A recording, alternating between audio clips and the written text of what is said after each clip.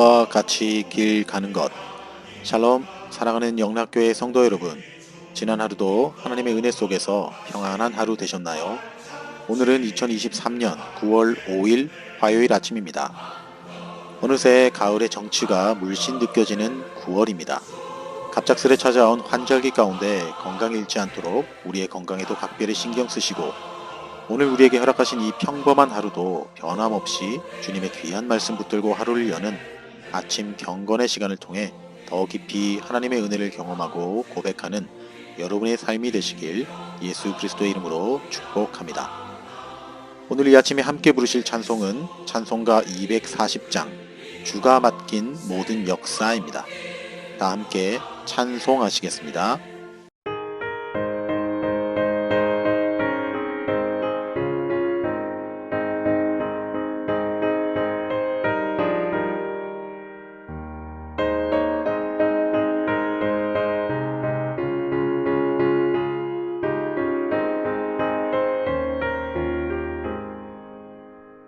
주가 맡긴 모든 역사 힘을 다해 마치고 밝고 밝은 그 아침을 맞을 때 요단강을 건너가서 주의 손을 붙잡고 기쁨으로 주의 얼굴 뵈오리. 나의 주를 내가 그의 곁에 서서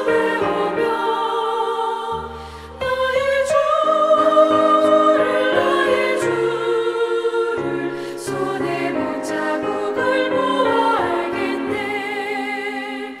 하늘 날아 올라가서 주님 앞에 절하고 온유하신 그 얼굴을 배울 때 있을 곳을 예비하신 크신 사랑 고마워 나의 주께 기쁜 찬송 드리리. 나의 주를 내가 그의 곁에 서서 배우며 나의 주를 손에 못자국을 보아 알겠네.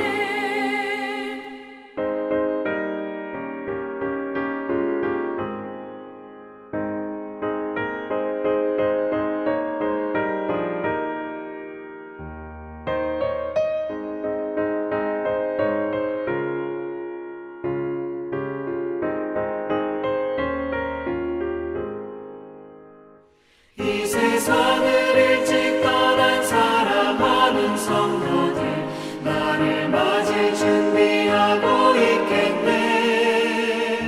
저희들과 한 소리로 찬송 부르기 전에 먼저 사랑하는 주를 배우리. 나의 주를 내가 그의 곁에 서서 배우며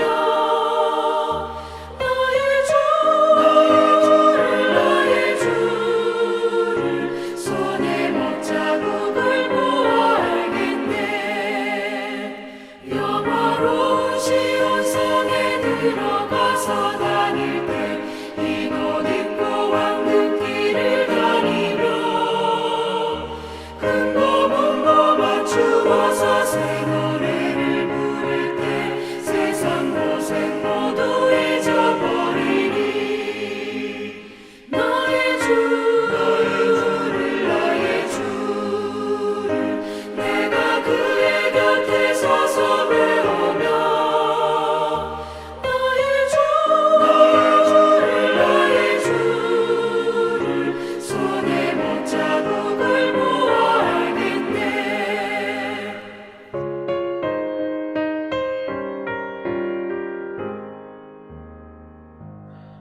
하나님 아버지, 간밤에도 우리에게 베푸신 평안 속에 영육의 건강을 지켜주신 은혜와 새날을 맞이할 수 있는 오늘의 건강 또한 허락해 주심을 인하여 감사드립니다. 그러나 육신의 건강이 좋지 못해 어려워하고 힘들어하는 지체들도 있고, 또 예기치 않게 어려움을 만나 힘들어하시는 분들도 있을 것입니다. 그러나 어떠한 상황 가운데 처할지라도 그 속에서 늘 주님의 손길을 경험하고 감사할 수 있는 믿음의 고백이 저희들의 삶 속에서 고백되어지도록 인도하여 주시옵소서. 아버지 하나님, 오늘도 우리에게 허락하신 이 귀한 하루의 시작을 당신의 말씀 붙들며 시작하길 원합니다. 허락하신 말씀을 묵상할 때 우리 주님의 마음을 깨달아 알게 하시고 말씀 앞에 겸손히 순종하며 따르는 하루가 되도록 인도하여 주시오며 말씀의 주인 되시는 주님을 더 깊이 만날 수 있도록 허락하여 주시옵소서. 오늘도 저희 삶의 전 영역 가운데 주님의 말씀으로 인도하시고 이 시대 속에서 주님의 귀한 말씀만 붙들고 살아가는 하나님이 기뻐하시는 성도가 되도록 인도하여 주시옵소서. 귀하신 우리 구주 예수님의 이름으로 기도드립니다. 아멘. 오늘 우리에게 주신 묵상 본문을 함께 봉독하겠습니다. 오늘 본문은 열왕기상 2장 1절로 12절 말씀입니다. 함께 본문 말씀을 봉독하겠습니다. 다윗이 죽을 날이 임박함에 그의 아들 솔로몬에게 명령하여 이르되 내가 이제 세상 모든 사람이 가는 길로 가게 되었노니 너는 힘써 대장부가 되고 내 하나님 여호와의 명령을 지켜 그 길로 행하여 그 법률과 계명과 율례와 증거를 모세의 율법에 기록된 대로 지키라. 그리하면 네가 무엇을 하든지 어디로 가든지 형통할지라. 여호와께서 내 일에 대하여 말씀하시기를 만일 내 자손들이 그들의 길을 삼가 마음을 다하고 성품을 다하여 진실이 내 앞에서 행하면 이스라엘 왕위에 오를 사람이 내게서 끊어지지 아니하리라 하신 말씀을 확실히 이루게 하시리라. 5절 수루야의 아들 요압이 내게 행한 일 곧 이스라엘 군대 두 사령관 넬의 아들 아브넬과 예델의 아들 아마사에게 행한 일을 내가 알거니와 그가 그들을 죽여 태평시대에 전쟁의 피를 흘리고 전쟁의 피를 자기의 허리에 띤 띠와 발에 신은 신에 묻혔으니 내 지혜대로 행하여 그의 백발이 평안히 수월에 내려가지 못하게 하라. 마땅히 길르앗 바르실레의 아들들에게 은총을 베풀어 그들이 내 상에서 먹는 자 중에 참여하게 하라. 내가 내 형 압살롬의 낯을 피하여 도망할 때에 그들이 내게 나왔느니라. 바우림 베냐민 사람 게라의 아들 시므이가 너와 함께 있나니 그는 내가 마하나임으로 갈 때에 악독한 말로 나를 저주하였느니라.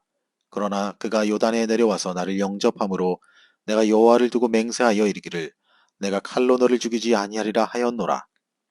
9절 그러나 그를 무죄한 자로 여기지 말지어다. 너는 지혜 있는 사람이므로 그에게 행할 일을 알지니 그의 백발이 피 가운데 수월에 내려가게 하라. 다윗이 그의 조상들과 함께 누워 다윗성에 장사되니 다윗이 이스라엘 왕이 된 지 40년이라. 헤브론에서 7년 동안 다스렸고 예루살렘에서 33년 동안 다스렸더라. 12절 솔로몬이 그의 아버지 다윗의 왕위에 앉으니 그의 나라가 심히 견고하니라. 아멘. 자, 이제 오늘 읽은 본문 말씀 묵상을 함께 나누겠습니다. 먼저 오늘 주신 본문 말씀의 핵심 줄거리를 요약해 봅시다. 오늘 본문에서 다윗은 솔로몬이 자신을 이어 왕위에 오르고 자신의 죽음이 임박하여 오자 솔로몬을 불러 유언을 남기는 내용입니다. 다윗 왕이 죽기 전에 차기 왕인 아들 솔로몬에게 남긴 유언의 내용은 크게 두 가지입니다. 첫째는 하나님께 대하여 행할 일에 관한 것이라 할 수 있습니다. 2절로 4절을 보시면 하나님께 대하여 행할 일이란 한마디로 하나님의 율법을 지켜 행하라는 것입니다. 다윗은 솔로몬이 하나님의 명령을 지켜 준행한다면 그가 형통하게 될 것이며 그에게서 왕위에 오를 사람이 끊이지 않을 것이라 합니다. 이것은 하나님께서 다윗에게 하신 언약, 즉 다윗 언약의 연속됨을 강조하는 내용이라 할 수 있습니다. 실제로 솔로몬이 다윗의 유언에 따라 하나님의 명령을 잘 따를 때 그의 통치로 인해 이스라엘은 형통하였습니다. 그러나 그가 하나님의 명령을 거스를 때 나라가 분열될 것에 대해 듣게 됐으며 결국 그의 아들에 의해 그 예언이 성취되었음을 우리는 익히 알고 있습니다. 두 번째 유언은 사람들에게 행할 일에 관한 내용입니다. 5절로 9절을 보시면 사람에게 행할 일에 관한 것이란 다윗이 과거 자신의 통치 시절에 자신을 어렵게 만들고 또 마음 아프게 행했던 자들, 곧 요압과 시므이를 처단하고 자신이 공경에 처했을 때 도움을 베풀었던 바르실레의 아들들을 예우하라는 것이었습니다. 끝으로 다윗은 솔로몬에게 유언을 마친 후 얼마간의 생을 산 후 죽어서 다윗성에 장사됨으로써 이스라엘을 40년간 통치한 왕으로서의 생을 마감하게 됩니다. 바로 여기까지가 오늘 본문의 핵심 줄거리 요약이었습니다. 자, 그럼 오늘 묵상 본문에 나타난 하나님은 어떤 분인지 살펴봅시다. 오늘 제가 발견한 하나님은 우리에게 약속의 성취를 위해 힘쓰기를 원하신다라는 것입니다.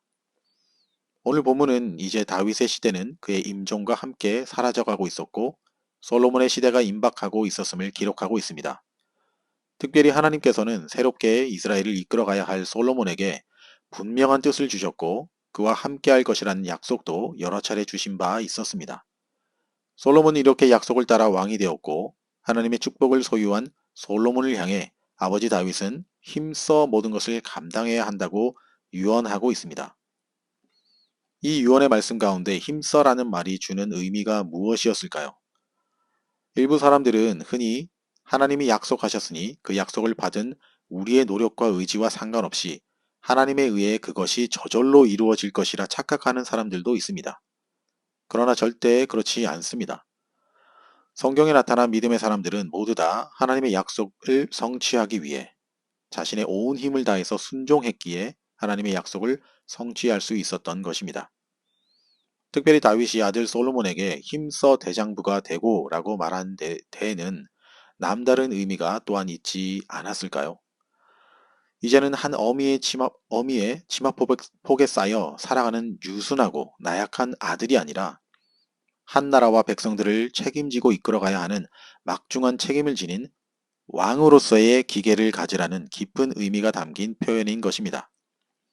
그러나 이와 같이 상남자와 같은 왕으로 변모하는 것이 끝이 아니라 그 위에 하나님의 명령을 힘써 지켜야 됨을 강조하고 있는 유언인 것입니다. 다시 말해 약속을 성취하기 위해서는 우리 삶에서 반드시 치러야 할 대가 지불이 따른다라는 것입니다. 마치 산모가 아기를 출산할 때 죽을 힘을 다해서 애를 쓰는 것과 같은 것입니다. 그렇기 때문에 힘을 쓴다는 것은 내 목숨을 다해서라도 이겨내고 지켜내겠다는 강한 의지 표현과 같은 뜻이기도 합니다.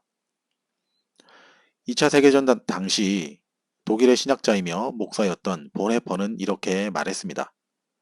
우리가 하나님의 은혜와 약속을 안다고 하면서 입으로만 신앙을 고백한다면 그것은 하나님의 복음을 값싼 은혜로 전락시키는 것이다 라고 말했습니다. 우리가 가진 복음은 십자가 없이는 설명이 될 수 없는 것입니다. 예수님은 구원과 생명의 약속을 주시면서 동시에 아무든지 나를 따라오려거든 자기를 부인하고 자기 십자가를 지고 나를 쫓을 것이니라 라고 말씀하셨습니다. 어쩌면 우리는 너무나도 값싼 구원의 미혹에 걸려 살아가고 있는지도 모르겠습니다. 예수 이름만 믿으면 구원받는다, 천국 간다라는 이신칭의 구원론에 빠져 그 속에 예수님과 사도 바울이 전한 복음으로 변화된 인격의 실제적 변화의 삶의 중요성은 망각한 채 나는 구원받았다라고 착각하기 때문입니다. 신앙생활도 마찬가지입니다. 겉으로 보여주는 교인인 척 살아가기는 너무나 쉽습니다. 그러나 진정한 그리스도인으로 살아간다는 것은 그만큼의 힘씀, 십자가를 지려는 처절한 몸부림, 또 대가지불이 반드시 필요합니다. 단적인 예로 우리가 날마다 하고 있는 이 하나님의 말씀 묵상도 누군가에게는 별 의미 없는 것일 수 있습니다.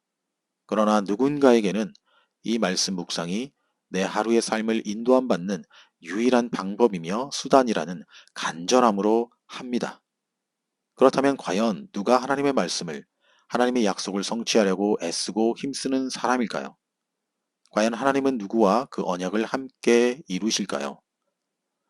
사랑하는 성도 여러분, 저와 여러분 모두가 이처럼 하나님 앞에서 우리의 신앙을 마음과 뜻과 정성, 목숨을 다해서 힘써서 지켜가시고 이루어 가시길 우리 주님의 이름으로 축원합니다. 이제 오늘 묵상 본문이 나에게 주시는 교훈과 메시지를 살펴보겠습니다. 오늘 저에게 주시는 교훈은 온전한 신앙은 가장 위대한 유산이다 라는 사실입니다. 흔히 위대한 사람, 이 땅에서 특별한 부와 명예를 가진 사람이 임종할 즈음 사람들이 가지게 되는 대부분의 관심거리는 그가 남긴 유산이 얼마며 그 자손들은 얼마나 많은 유산을 상속하게 될까입니다. 오늘날 그렇게 해서 받은 유산으로 남부럽지 않게 살아가고 학교나 직장, 사회에 진출하는 사람들을 일컬어 금수저를 물고 태어난 사람이라 칭하는 신조어가 있습니다. 오늘 본문은 이스라엘을 당시 그 근방 지역에서 가장 부강한 나라, 막강한 나라 반열에 올려놓은 다윗 왕의 임종을 다루고 있습니다. 그리고 그의 유언을 아들 솔로몬에게 전하고 있습니다. 그런데 여기서 다윗이 주는 유언의 내용이 세상에서 기대하는 것과는 확연히 다르다는 것을 또한 우리는 발견하게 됩니다. 다윗 왕의 유언을 살펴보면 그 어디에도 개인적인 사적에 대한 기념이라든지 영토 확장 같은 군사적 과업 이양도 또 경제적 번영의 요구도 하지 않았습니다. 다윗이 한 첫 번째 유언이면서 가장 중요하게 생각한 유언은 바로 하나님의 명령을 지키며 그 길로 행하며 살아가야 한다는 것이었습니다. 그렇게 앞으로 살펴볼 열왕기상 3장 이후부터 우리는 솔로몬의 지혜로운 통치와 영광스러운 업적들, 즉 일천번제 봉헌과 기도의 응답, 또 지혜와 부, 하나님을 섬기는 이스라엘 백성들의 염원인 성전 완공과 또 낙헌식 등의 장면들을 볼 수 있습니다. 이러한 솔로몬 왕의 통치의 근간이며 열매로 나타난 결과들은 모두 선왕인 다윗 왕이 준 신앙의 유산의 결과물이라 할 수 있을 것입니다. 신앙의 선배들로 살아간 수많은 그리스도인들 가운데도 이러한 간증들이 얼마나 많습니까? 그런데 이러한 신앙의 간증들 속에 저와 여러분이 빠지지 말아야 할 함정은 이러한 간증을 들을 때 마치 내 선조가, 내 부모가 믿음이 좋아서 결과적으로 내 후손들, 내 자녀들이 하나님으로부터 물질적으로나 혹은 세상적 명성과 명예를 얻게 됐다고 착각하게 된다라는 것입니다. 그래서 내가 신앙생활을 잘하면 내 후손이 복받는다라는 복받는다고 맹신하는 경우도 종종 보게 됩니다. 물론 출애굽기 20장 6절 말씀에 이런 말씀이 있습니다. 나를 사랑하고 내 계명을 지키는 자에게는 천대까지 은혜를 베푸느니라. 그러나 이 말씀의 참된 의미는 나 한 사람 하나님을 사랑하고 하나님의 계명을 잘 지켜서 내 후손 천대가 하나님의 복을 받는다라는 그런 의미가 아니라 원어적으로 바른 해석은 나를 사랑하고 내 계명을 지키는 그 모든 자들은 하나님의 형통함을 받는다라는 의미인 것입니다. 즉 신앙 유산을 이어받은 각 개개인의 신앙이 하나님 앞에서 온전해야 한다라는 것입니다. 저를 포함해 믿음의 부모로 살아가고 계신 모든 성도님들께서는 과연 무엇을 자녀들에게 유산으로 물려주시겠습니까? 많은 재산입니까? 부동산입니까? 세상이 요구하는 출세길입니까? 그러나 많은 경우 우리가 보아 알듯 공들이지 않고 쌓은 탑은 쉽게 무너지고 부패한다는 사실을 직간접적으로 경험하지 않았습니까? 그러므로 저와 여러분은 반드시 하나님을 믿는 온전한 신앙을 우리 자녀들에게 유산으로 남겨줘야 할 줄 믿습니다. 이 일이 말처럼 쉬운 일이 아니면 알지만 저와 아내 역시도 제 자녀들에게 이것을 유산으로 남겨주기 위해 부단히 애쓰고 있습니다. 자녀들에게 앞으로 크리스천으로 살아가라고 유언한다고 그것이 그들의 신앙이 되지 않는 시대를 우리는 살아가고 있습니다. 신앙의 유산은 자녀들로 하여금 가랑비에 옷 젖듯 자연스럽게 부모의 바른 신앙의 태도와 자세를 본받고 배우며 살아가도록 본을 보이는 것이라 생각합니다. 내가 먼저 기도의 본을 보이고 내가 먼저 성경 읽는 것을 보이고 교회를 어떻게 섬기고 돌보며 성도들을 어떻게 사랑으로 대하는지를 보일 때 자녀들은 말없이 그 유산을 이어받는다고 생각합니다. 아무쪼록 저와 여러분 모두가 바른 신앙, 또 온전한 신앙의 유산을 내 자녀 그리고 다음 세대 가운데 잘 전수할 수 있고 그 일을 위해 힘쓰시기를 우리 주님의 이름으로 축원합니다. 다 함께 기도하시겠습니다. 하나님 아버지, 오늘 이 아침에도 주님의 귀한 말씀을 듣게 하신 것을 감사드립니다. 오늘 하루도 주님이 주신 말씀을 통해 지혜를 얻고 삶의 참된 방향과 본질이 무엇인지 깨닫게 하신 것을 감사드립니다. 날마다 이 말씀 붙들고 살아가도록 인도하여 주시옵소서. 이제는 우리 구주 예수 그리스도의 은혜와 하나님 아버지의 지극하신 사랑하심과 성령님의 감화감동, 위로교통 충만케 하심이 하나님의 약속을 성취하기 위해 힘쓰고 애쓰는 우리의 신앙이 되기 원하며 자녀들에게 온전한 믿음의 유산을 잘 전수하기를 다짐하며 아침 경건의 시간에 참여한 모든 성도들 머리 위에 이제로부터 영원토록 함께 하시기를 간절히 축원하옵나이다. 아멘. 오늘도 몇 가지 기도 제목을 나누며 함께 간절한 마음으로 기도하길 원합니다. 첫째로 오늘도 각자가 묵상할 말씀을 생각하시면서 기도합시다. 특별히 나는 믿음의 부모로서 온전히 신앙생활을 잘하고 있는지 돌아보시면서 혹 그렇지 못했다면 회개함으로 앞으로 자녀들을 바른 신앙 가운데로 인도하기 원한다고 기도합시다. 둘째로 영락교회와 우리 성도님들을 위해서 기도하시되 오늘도 특별히 곽 권사님을 위해서 기도합시다. 생사의 갈림길에서 곽 권사님 홀로 외롭게 병마와 싸우는 것이 아니라 사랑하는 주님과 영락교회 가족들이 기도로 함께 싸워가기 원하며 그래서 주님의 치료하심과 회복의 은혜를 경험하도록 기도합시다. 더불어 병실에서 수고하고 계시는 권사님의 가족들을 가운데도 힘주시고 위로의 은혜가 함께하게 해달라고 간절히 기도합시다. 셋째로 사랑하는 나의 가족을 위해 또 고국에 계신 부모 형제들을 위해 더불어 우리 선교 현장에서 수고하고 애쓰고 계시는 선교사님들과 그들의 선교 현장을 위해서 우리 모두 찬양이 연주되는 동안 간절한 믿음과 소망 또 회개의 심령을 담아 5분 이상 함께 기도하시겠습니다.